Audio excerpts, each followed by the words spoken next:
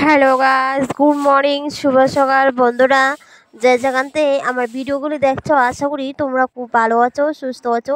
তো আমরাও তোমাদের আশীর্বাদে, আমার পরিবারের সবাই ভালো আছে তোমাদের আশীর্বাদে। তো আমিও ছোট বড়কে নমস্কার জানিয়ে, প্রণাম জানিয়ে আর তোমাদেরকে নিয়ে আবার একটা নতুন ব্লগ শুরু করেছি।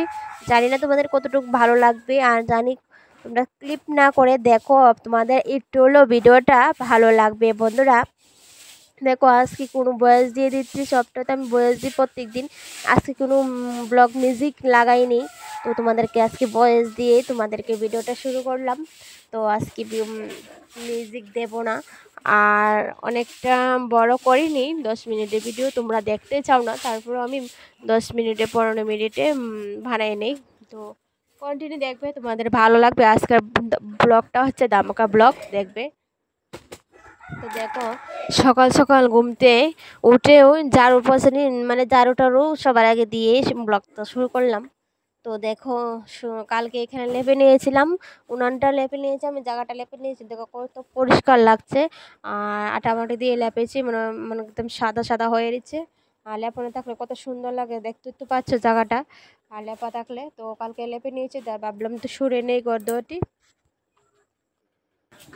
আর এখানে দেখো, আমি ওখানে আঁশগুলো বাই করে নেবো, আঁশ এখানে কাউন দিব আঁশটিরে।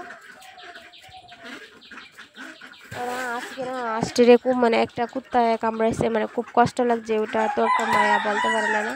তো কুত্তায় আঁশটার খুব কষ্ট হচ্ছে মনে হয়, জানি না, একটু মনে হয় মানে তেল তেল দিয়ে দিলে, হলদি তেল টেল দিলে মনে হয় একটু ভালো হয়ে যাবে। তো আঁশটির পাও একদম একটু ব্যথা, তো আটতে পারতেছে না, খুব কষ্ট লাগে। একটা জিনিস যখন মায়া ঘরে পালো না, তো খুব কষ্ট লাগে জানো, ওটা যদি মনে করে কিছু হয়। তো ঈশান আর আমি মিলে এখানে চা টিফিন খেয়ে নিব। আর তোমাদের দাদাভাই কালকে আনছে তালের বড়া, তো বাজারে সবাইকে দেখছে বলে তালের বড়া নিচ্ছে। তো মনে মনে ফিলিংস করছে, মানে আজকে কী দা, মানে কইতে পারো না আজকে কী দা। তো আমাকে ফোন করছে, আমাকে তালের বড়া, আমি না না, আমি তালের বড়া খাইতাম না। তো তোমাদের দাদাভাই দেখলি সকাল রাত্রিবেলা নিয়ে এলো তালের বড়া। তো আজকে ভিডিওটা শুরু করলাম তালের বড়া দিয়ে। তো আশা করি তোমাদের ভালো লাগবে।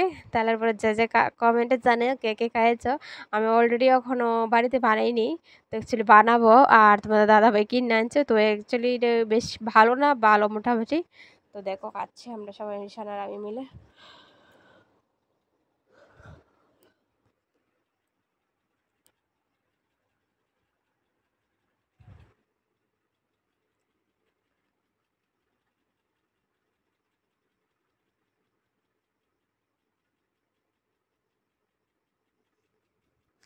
ভালো বৌমা হতে গেলে ভালো চোখটা বন্ধ রাখবে, মুখটা বন্ধ রাখবে, কানটাও বন্ধ রাখবে।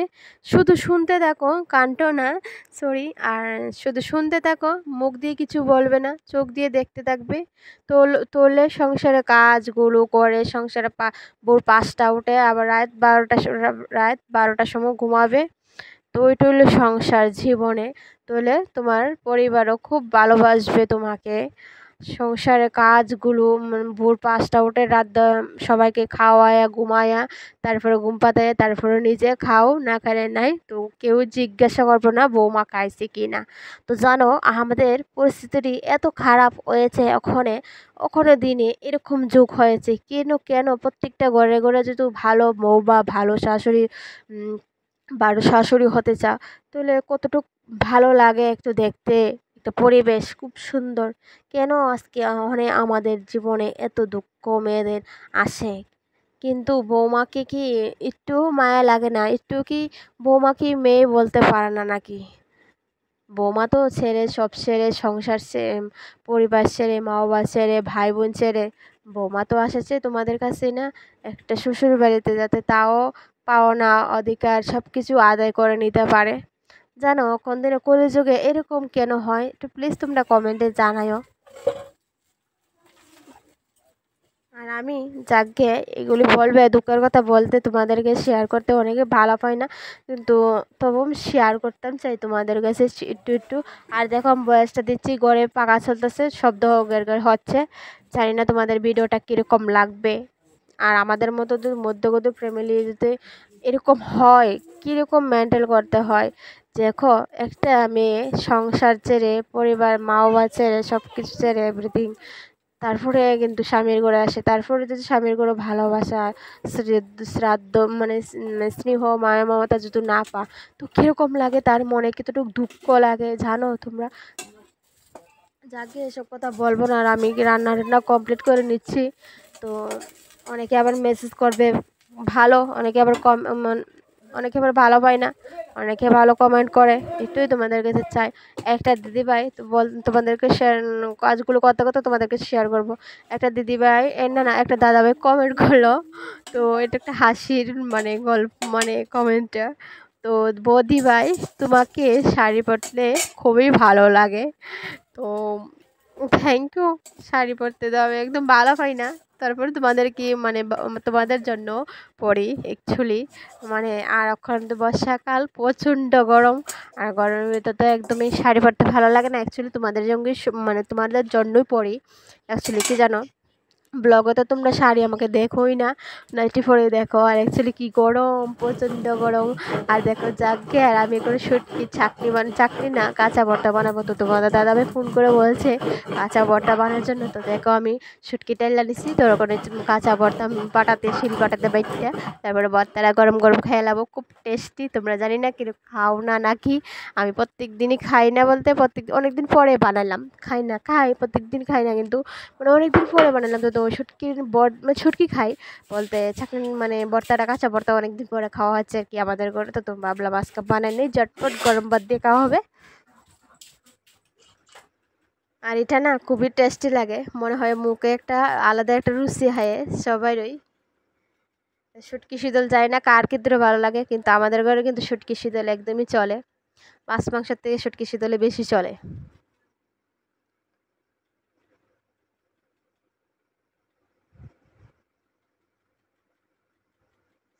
আর একটা দিদিভাই কমেন্ট করছে, দিদিভাই তোমার চ্যানেলটা, তোমার ভিডিওটা আমি প্রত্যেক দিনই দেখি, তুমি আমার পাশে থেকো আমার পরিবারে। ঠিক আছে দিদিভাই, তোমাদের নামগুলি কমেন্টে দিয়ে দিও, যাতে আমি তোমাদের নামগুলিও লতে পারি। ঠিক আছে, তোমাদের ভিডিও আমিও দেখি, আমি সময় পেলে তোমাদের ভিডিও দেখি।